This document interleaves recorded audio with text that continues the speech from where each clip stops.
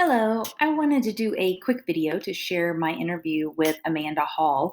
I pulled some quotes so that we could talk about those, but Amanda was not thrilled about being on video, so I am going to just share her responses with you guys. So, Amanda is a paraprofessional at the high school currently, but she was an elementary para, and that's why I chose her to actually interview because I think that she's going to have a scope on being a para in that support staff environment from different buildings and different experiences.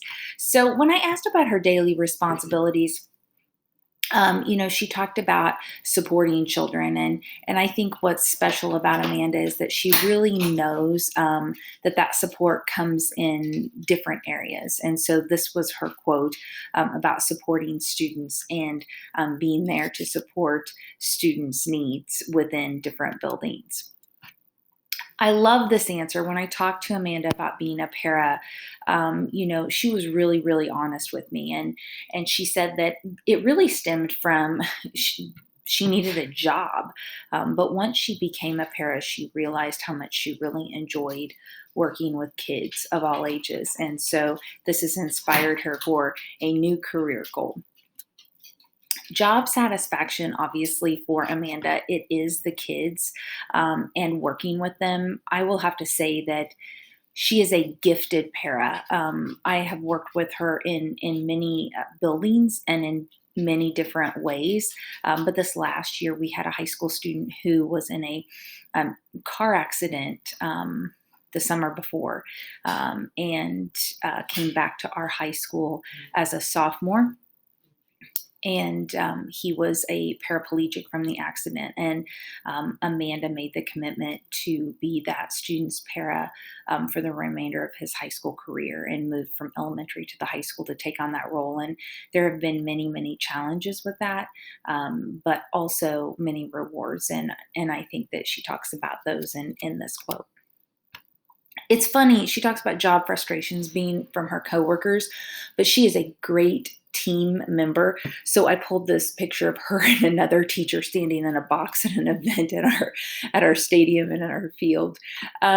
So one of the things that she talked about that I resonated with me was she felt sometimes like she was not included as a part of the team in some of her roles.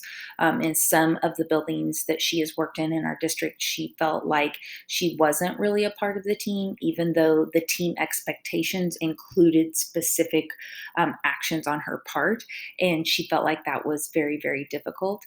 But she came to the high school, and I think that she's feeling a different or seeing a different view of that because of her role working with the student who is paralyzed. Of course, she has to be a part of those meetings because she is the para with that student all day to help him function, and really work on making sure that he's in class as much as possible, and when he can't be in class, making sure that she's that support system that's that go between for him. This is very interesting. Basically, what she told us about our district is that our evaluation system is not consistent, and that the follow through isn't there. So she talked about the lack of teamwork, the inconsistencies in evaluations depending on what building she is in. And we know as a system, or I know as a principal, that is one of the pieces that we really need to work on for those support staff people, is that making sure that system is in place and it is consistent so that they are felt like they are part of the team, so that it's worth it for them, and we make it worth it for them. This is her advice, and when I saw the question, in my head, this answer went a different way. And so she kind of pulled something out for a response that I thought was unique that I wanted to share. The advice I would give to someone who wants to be a principal is to have an open heart for all situations. And I love that. It's not what I expected, but I love that. And just the need for leaders to remember that even though we have goals and things that we're working on, and building goals, that that it really comes down to the individual child. And I love that this point resonated with her and that she was confident enough to share it with us today. So I also love that she points out that, it's really important for us to reiterate to our staff that even though we have academic goals, that we also must have grace and patience and inclusion. And so, again, she's a great para. I've worked with her in many, many different roles within our buildings, but also in our community. And I just wanted to share what she had to say with you. Thank you.